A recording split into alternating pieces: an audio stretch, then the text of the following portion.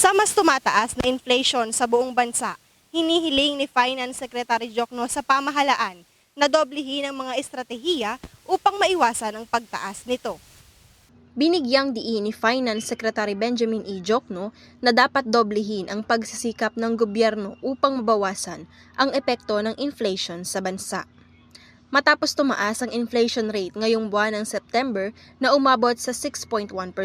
Nagdala ang September 2023 headline inflation rate sa year-to-date inflation rate sa 6.6%. Ito ay mula Enero hanggang Setyembre ngayong taon. Malayo din ito sa naisumo total ng Development Budget Coordination Committee o DBCC na 5 to 6% para sa buong taon ng 2023. Food inflation ang may pinakamalaking naambag sa pagtaas ng porsyento ngayong Setyembre sa 10% mula sa 8.2% noong August.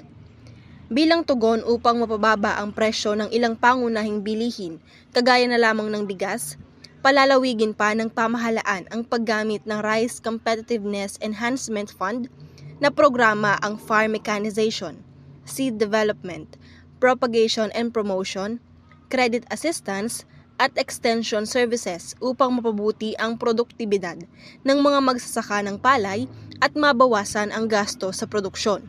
Samantala, gagawa din ang gobyerno ng mga paraan at hakbang upang mabawasan ang pagtaas ng non-food inflation at iba pa, kabilang ang pamamahala ng pangangailangan sa enerhiya at tubig, supply, kuryente, at maingat na pagsusuri ng mga petisyon sa pagtaas ng sahod at pamasahe.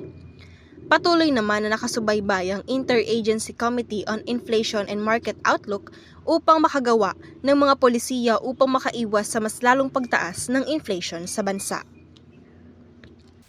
Para sa URTV News, Ashley Ann Lupena, sumasaludo sa bawat Pilipino.